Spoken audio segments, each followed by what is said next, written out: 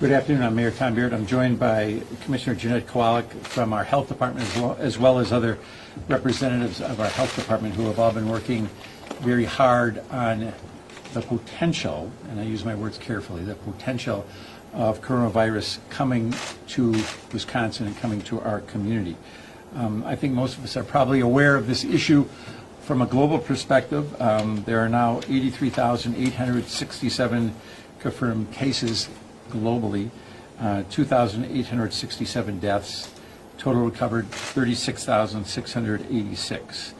As we all know, it began in China, but it has spread now to 50 locations internationally, including cases here in the United States. But countries like South Korea, like Italy, like Spain have been affected by this.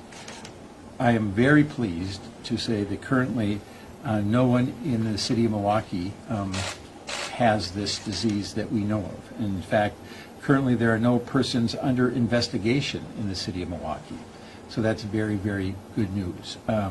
There are some travelers who have come back from China, and the health department is in communication with them just to make sure that we've got the lines of communication open with them.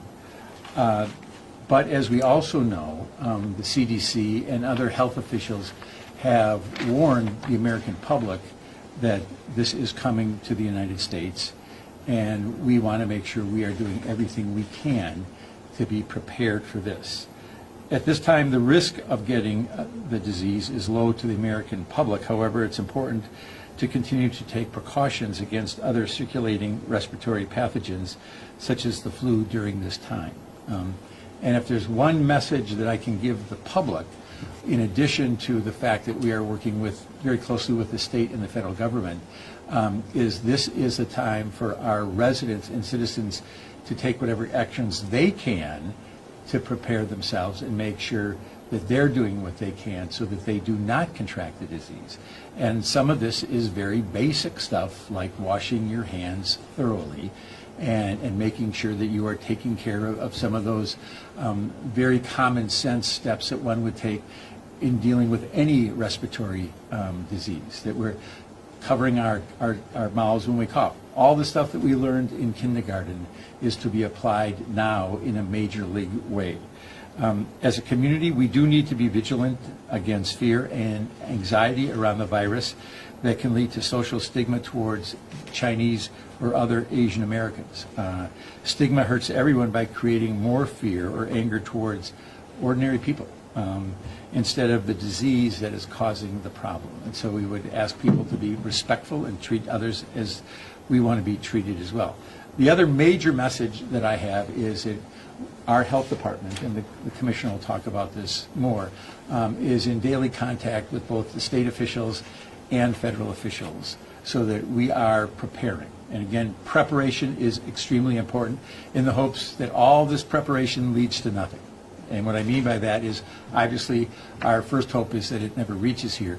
But our Milwaukee Health Department is working with state officials. As recently as this morning, they were in contact with state officials about steps that can be taken. In terms of testing, an issue that comes up, there are 11 ports of entry where there is testing that is being conducted by the CDC. Obviously, none of those 11 ports are here in Milwaukee or Wisconsin. Testing is something where we are in daily communication with them to make sure that we can get the testing that we need. The state is essentially, I believe, in the same situation we are, where we have to make sure that the testing is accurate and it's working. My understanding is that if it is, the purpose of it is to speed up the testing. If there are vast amounts of tests that need to be done, that may not be addressed by the improvements they're making in the testing protocol. But that is something that is very, very much on our front burner, and it's on the front burner of the CDC and the State Department of Health as well. So with that, I'm going to turn it over to Commissioner Kowalik, who has been very engaged in this, as well as her staff. Commissioner. Thank you. Good afternoon. Thank you, Mayor Barrett. So it's good to see so many of you here, because this means that you're listening and you're taking this seriously. So the City of Milwaukee Health Department has been working very closely with local, state, and national partners to accelerate preparedness activities to respond to the event of the novel coronavirus which now is being coined as COVID-19. So that's C-O-V as in Victor, I-D as in David, 19. The Health Department maintains daily internal and external communications about the rapidly evolving situation around COVID-19 to provide situational awareness and ensure a coordinated response to this emerging public health threat. Our goal at this time is around response to COVID-19. It's to make sure that individuals that are at risk, that means returning travelers from the places where that disease is active or very active, are identified through our surveillance systems and receive rapid recommended follow-up and testing. Currently we're only monitoring travelers from China per the CDC and the State of Wisconsin Department of Health Services recommendations. As you may know, the Health Department has a lab, and our lab is in coordination with the Wisconsin State Lab of Hygiene. So we're preparing to have the ability to be able to test COVID-19 samples for diagnostic purposes only. This should happen in the coming weeks. So all of the clinical providers will be notified about this. The Health Department has been very involved throughout this process. Once we learned about this COVID-19, we've had our staff, which are behind me today, that have been very involved in regular correspondence with national and state partners. So I want to highlight some of the things that the Health Department has done and will continue to do as this emerging threat continues to be a serious issue, and that we're preparing for it on a regular basis. So for the Health Department, we host weekly meetings with colleges, universities, and schools in Milwaukee to discuss questions, concerns, and preparedness activities around COVID-19. Clinicians are notified on a regular basis, at least weekly, through a listserv called Dear Milwaukee Clinicians with very clinical specific guidance related to this emerging threat. We also have something that has been enforced for a number of years for infectious disease as well as emergency preparedness purposes called ServNet. And this is a way to blast information to clinical providers and EMS and colleges, schools, and universities about emerging threats. We also are responding to public questions and providing guidance on preventive measures. I know many of you have reached out to us and asked for media, but at that point in time we were deferring all media requests to the state in Madison because they wanted to make sure that messaging was tight and that we were all on the same page, which we are. But today we called this opportunity to provide an update due to the recent updates coming from the White House and the CDC. We've received a number of calls as well as concerns from individuals throughout the community, so we wanted to let everyone know what is happening, that we have been on it and we have been involved. Also, the Homeland Security Partnership is very involved in this as well. Health is a serious threat, so we want to make sure that health is included in emergency preparedness activities as it has been over the years. Also, there's a Public Health Hospital Caucus of the HERC, which is a Healthcare Emergency Readiness Coalition that has provided very poignant updates and opportunities for communication. We also have regular contact with the County Office of Emergency Management to discuss preparedness measures, and there are a variety of upcoming meetings with various public officials in their offices, including first responders, as we have individuals that may, through ambulance service or contact with the community, may be exposed as this disease progresses, if it progresses to that level. I also want to highlight, too, as the mayor noted, that flu is still a threat. And we want to make sure that we're educating the community and reminding the community about basic preventive measures. Hand washing is a must. I can't tell you how many times I see individuals going to the bathroom and leaving and not washing their hands. So please go back to basics, wash your hands, ABC song, right? Also, coughing in your sleeve. If you have flu-like symptoms, meaning you're feverish, you have overall body aches, pain, you know what it's like when you have a virus or a flu. You just don't feel your normal self. That's why the last press conference I wasn't here, because I was sick. So I didn't want to get my colleagues sick, including the mayor. And then, of course, for the flu, we have a vaccine.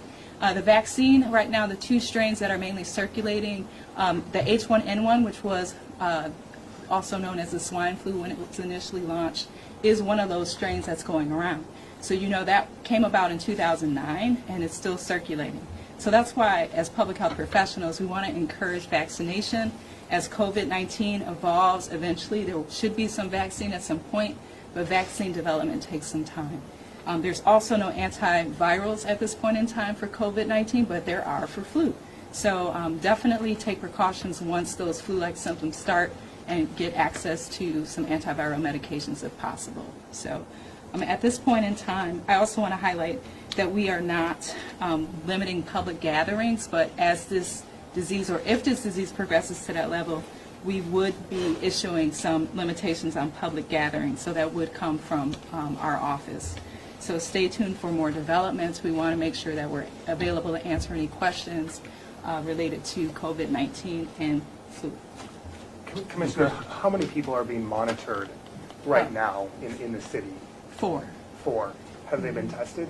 So the monitoring is related to coming from those infected areas in China. So that's a voluntary quarantine at this point in time. So that would involve some precautions. So there are 4 people in the city in home voluntary quarantine right Yes, yeah, as a precaution. now. Did you reach out to them, or did they reach out to health officials to alert you that they traveled from China? How does that process work? So normally, like the various relationships that I noted, the individuals that are involved in our response, like academic institutions and so on and so forth, normally their organizations are very involved, so they're notifying us if there are any suspects. I don't have the specific details about those 4, but normally there is some information that comes to us, and then we respond accordingly through our public health nursing staff. And In they have, regard to limiting those gatherings that you mentioned, what are some examples of those, and do you foresee school closures if this outbreak comes to Milwaukee in greater numbers, or to Wisconsin in greater numbers?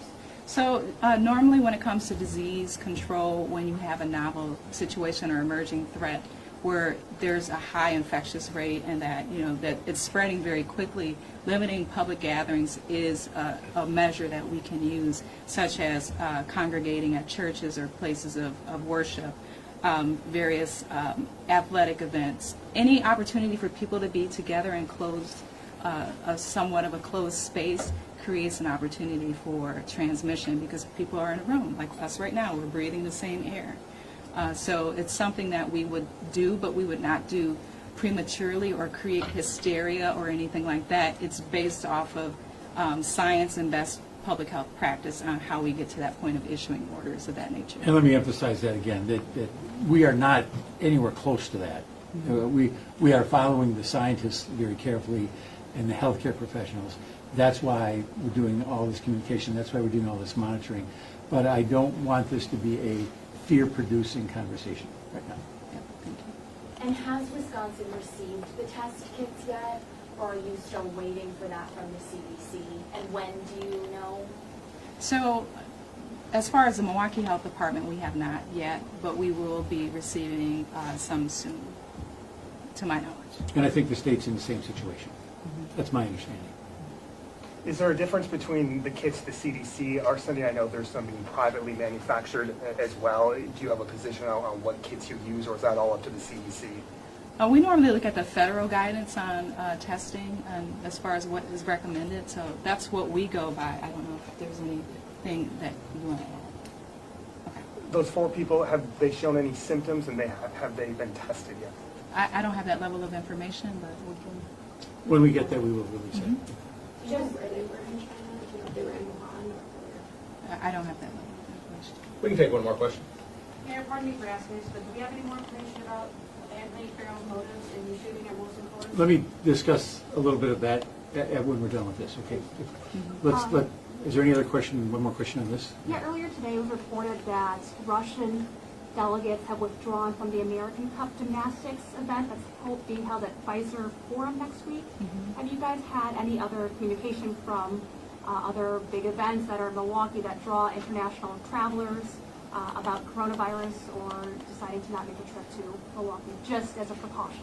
So we did receive contact from that organization about this upcoming event, and they have protocols in place to make sure that there isn't a spread of disease related to that event. So yes, they notified us about 2 weeks ago. but you guys wouldn't be doing anything yourselves while that event is ongoing in Milwaukee? Well, there will be coordination between the local health department, and since they're in our jurisdiction, we would be involved. All right, thank Okay, you. thank you. Let me make a short statement on in response here. I have no updates whatsoever on the investigation concerning what happened at the Miller Brewing plant. Authorities obviously are trying to determine a motive at this time, so I literally have nothing to add to that. I'm waiting to hear more information myself. I do want to add, though, that there will be a vigil to unite and heal that will be held this Sunday, March 1st at 6 o'clock here at Milwaukee City Hall. Community support and solidarity are essential as we begin to recover from the tragedy. And WAVE, as part of the 80% Coalition, is helping organize a vigil to remember those who lost their lives. So WAVE's Executive Director, Jerry Bonavia, along with community leaders, faith leaders, labor leaders, and elected officials will be in attendance at the vigil. Again, it will occur this Sunday at 6 o'clock here at City Hall. Mayor, are you satisfied? Can you comment on the new leadership team in for the DNC host committee? I'm sorry? Can you comment on the... I would be happy to comment on that, yes. I'm very, very excited about the leadership. Raquel Fimanowitz, along with Paula Pennebaker, are two very well-respected women from our community who have a long track record of working in community affairs. And here, as we head into the final stretch, if you will, the final 5 months or so before the DNC, it's important to have strong leadership in place there. There's a very good team there already in place, but we're very, very excited. I've been in communication with both of them. We're very excited to have them engaged in this. Mayor, on the shooting, are you satisfied with the level of transparency and information that has been officially released at this point? I'm sorry, with Are you the satisfied investigation? with the level of transparency? Very and much info so. then? Very much so. Yes. Again, I think law enforcement's doing its job right now, and I think that's what we want them to do. I know they're in communications with Molson Coors. I think obviously it's going to take a little bit of time, and so I think people are acting very professionally and responsibly right now.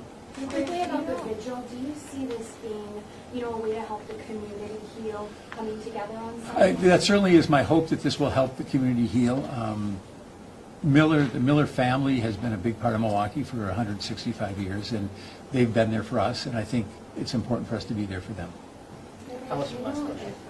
Do you know if Anthony Farrell had also carried? I honestly don't know that, and as you may know, the laws that permit the disclosure of that are very, very limited. So I do not have access to that. Law enforcement may have access to that. I simply have, I don't know. And I think that would be difficult even for you to find out as a journalist because of the way the laws are written, Thank you, everybody. which is the problem.